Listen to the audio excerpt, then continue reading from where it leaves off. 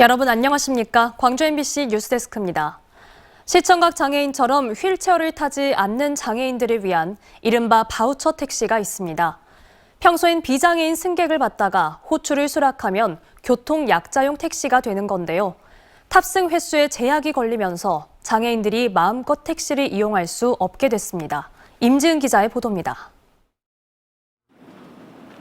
시각장애인 도연 씨는 10km 떨어진 곳으로 출퇴근을 할 때마다 장애인 콜택시를 이용합니다. 친구들과 약속이 있거나 외근을 할 때도 마찬가지입니다. 도착한 버스 번호를 구분할 수 없어 대중교통 이용에 큰 어려움이 있기 때문입니다. 버스를 탈 수도 있고 그냥 택시 잡아서 이렇게 급하면 움직일 수도 있을 텐데 내가 시각장애인이라는 걸 이렇게 모르고 태울 텐데 하는 부담은 좀 있어요. 이처럼 휠체어를 타지 않는 장애인들은 대중교통 대신 장애인 이해도가 높은 바우처 택시를 이용하는데 이번 달부터 갑자기 탑승에 한 가지 조건이 붙었습니다. 교통약자 이동지원센터는 하루에 4번 넘게 택시를 탈 수 없도록 이용 가능 횟수에 제한을 뒀습니다. 문제는 4차례로 제한한 기준에 대한 객관적인 근거도 두지 않은 채 탑승 횟수를 제한했다는 겁니다. 또 실제로 택시를 이용하는 장애인들과는 충분한 협의 과정 없이 탑승 제한 하루 전 일방적으로 통보했습니다. 큰 의미는 없다라고 말씀드릴 수가 있죠. 집에서 출발하고 용물을 보고 돌아오고 그래서 2회 정도로 설정을 했는데요. 이게 이제 사람에 따라서는 3번을 움직일 수도 있는 거고. 바우처 택시 이용을 제한한 이유는 관련 예산이 부족하기 때문입니다.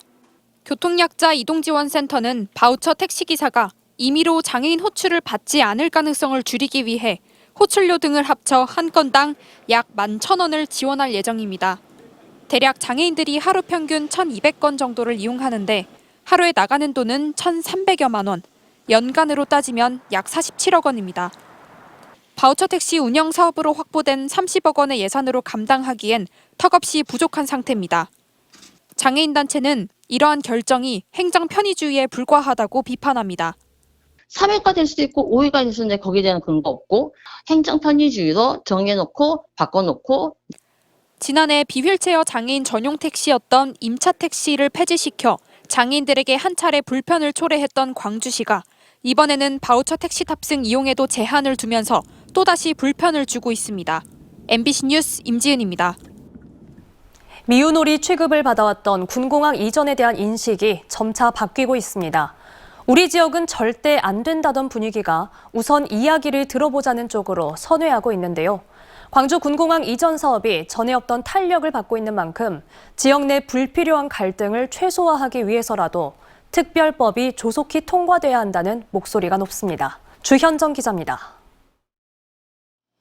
군공항 이전 지연에 관한 특별법이 제정된 지 10년이 지나고 국방부의 이전 타당 결정 6년이 지나도록 답보 상태에 머물던 광주 군공항.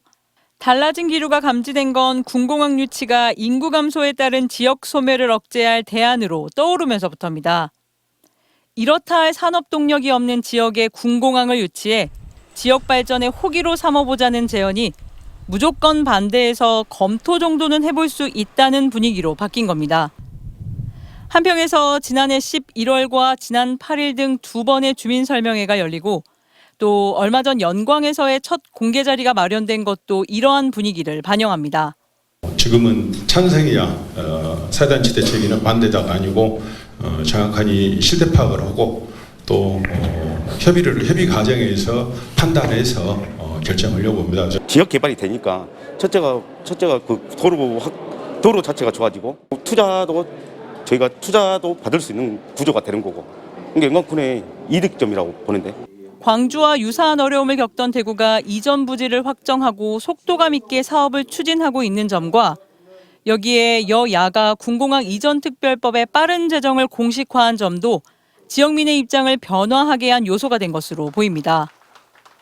이전을 위한 비용이 부족할 경우 국가가 지원할 수 있다는 조항이 담긴 광주 군공항 이전 특별법의 국회 심사 작업 속도에 이목이 쏠리는 이유도 여기에 있습니다. 특별법 발의 등을 계기로 군공항이 이전 지역의 인구 소멸, 골목 경제 침체를 획기적으로 개선시킬 수 있다는 점이 주목을 받고 있습니다. 이번 달 국회 국토교통위원회 의결을 앞두고 있는 특별법. 정부와 여야, 지방자치단체가 모두 주력하고 있는 만큼 조속한 처리에 대한 기대감은 커지고 있습니다.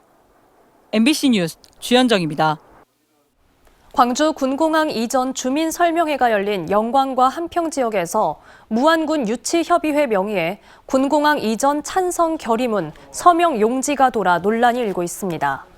결의문에는 무안군과 인접한 한평군과 영광군에서 유치 활동이 펼쳐지고 있어 군공항이 이전할 경우 무안군은 피해만 입을 거라며 주민설명회 개최를 촉구하고 있습니다.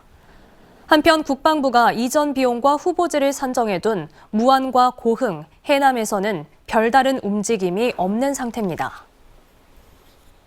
신안 임자도 해상에서 청보호가 전복된 지 엿새째인 오늘 바로 세워진 배는 목포 해경 전용 부두로 옮겨졌습니다.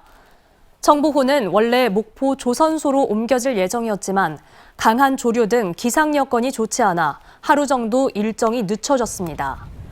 내일 오전 조선소로 옮겨지면 청보호가 왜 전복됐는지에 대한 조사가 본격화할 전망인데 이에 앞서 해경은 내부 CCTV와 기관 엔진 모니터 등 증거물을 확보해 국과수에 분석을 의뢰했습니다.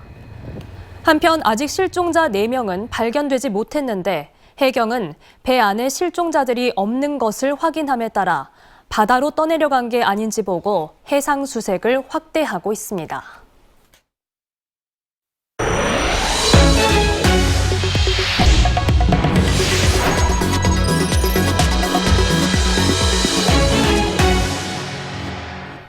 광주 남구청사에 설치된 대형 LED 전광판이 다음 주부터 정식 운영됩니다. 도심에 새로운 시설물이 설치돼 눈길을 끄는 반면 수십억 예산이 투입된 만큼 효과가 있을까 하는 우려도 나오고 있습니다. 김초롱 기자가 보도합니다. 광주 남구청 건물에 설치된 대형 LED 전광판 미디어월입니다. 가로 42m, 세로 9m 크기로 중간이 90도 휘어진 화면에는 백운 호랑이가 등장합니다. 서울 코엑스와 광화문 등에서나 볼 수 있는 최신 시설물로 3차원 입체 영상까지 나옵니다. 미디어월은 이렇게 백운 교차로에서 한눈에 보이는 곳에 설치되어 있습니다. 남구는 이 미디어월을 지역의 상징물로 만들겠다는 계획입니다. 광주 남구는 올해 말이면 300여 미터 길이의 보행자용 다리가 완공되고 길거리 음식 거리 조성과 주차장 확장 등 도시재생 사업이 차차 진행되고 있어 미디어월도 함께 주목받을 수 있을 것으로 내다봤습니다. 또 더 많은 사람들이 관광객이 찾는다면 먹거리는 이제 충족이 됐지만 볼거리라든지 체험거리가 부족했는데 이런 부분을 충분하게 미디어월이 채워 넣을 것이다. 미디어월 설치에 든 비용은 50억 원. 올해 운영비로 2억 3천만 원이 더 투입되는 등 막대한 예산이 필요한 사업입니다. 여기에다 미디어월 주변이 도시철도 공사에 신호등도 복잡한 만큼 운전자의 시야를 방해할 거라는 우려도 나옵니다. 당장 영상의 절반이 공익 광고와 구정 홍보로 채워져 있다 보니 유명 작가의 작품을 감상할 수 있는 지역 상징물로 자리매김하기엔 어려움이 있다는 지적입니다. 너무 이제 광고라든지 이런 거 위주로 하면 사람들이 모이지는 않을 것 같고 찾고 있는 그런 신진 작가들의 작품들을 구입을 해가지고 미디어 아트 중심으로 그래도 방영을 하면 도심의 명물로 거듭날 거라는 기대감과 함께 예산을 낭비하는 사례가 될 거라는 비판이 엇갈리는 50억 전광판이 남구의 계획대로 운영될 수 있을지 광주 시민들이 지켜보고 있습니다. MBC 뉴스 김초롱입니다. 이창양 산업부 장관이 참석한 국회 상임위에서 한전이 농사용 전기 단속을 멈춰야 하고 약관을 시급히 개정해야 한다는 지적이 나왔습니다. 이용빈 국회의원은 산중위 전체 회의에서 이 장관을 상대로 한전의 농사용 전기 위약금 부과는 정부가 민생에 얼마나 소홀한지 보여주는 단적인 예라며 농가 현실에 맞는 약관 개정을 강조했습니다. 이에 대해 이 장관은 약관 개정에 대해 한전과 함께 살펴가겠다고 답했습니다. 광주시 출연기관인 사회서비스원 노동조합 지부장이 어린이집 보육 대체교사들의 고용 보장을 요구하며 무기한 단식 농성에 들어갔습니다. 민주노총에 따르면 김가희 광주사회서비스원 지부장은 오늘부터 광주시청 1층에서 보육 대체교사들의 고용 연장을 주장하며 무기한 단식을 시작했습니다. 김 지부장은 광주시가 경력교사를 쫓아내고 1년 단기 계약직을 모집하고 있다며 보육 대체교사들의 처지가 또 다른 돌봄 노동자들에게 반복되지 않게 하겠다고 밝혔습니다. 전남도 의회가 무안국제공항을 통해 들어온 태국인 관광객들이 잠적한 것과 관련해 전라남도에 강력한 대책 마련을 촉구했습니다. 전남도 의회 나광국 의원은 도민의 세금을 들여 추진하는 외국인 관광객 유치 사업이 불법 체류자를 양산해서는 안 된다고 주장했습니다. 이어 최소한의 대비도 하지 않은 전라남도는 반성하고 보증금 제도 등 실효적인 대책을 마련하라고 요구했습니다. 가짜 영농계획서로 농지를 사들여 투기한 혐의 등으로 1심에서 징역형을 선고받은 전 광주FC 단장 기영옥 씨가 항소심에서 벌금형으로 감형받았습니다.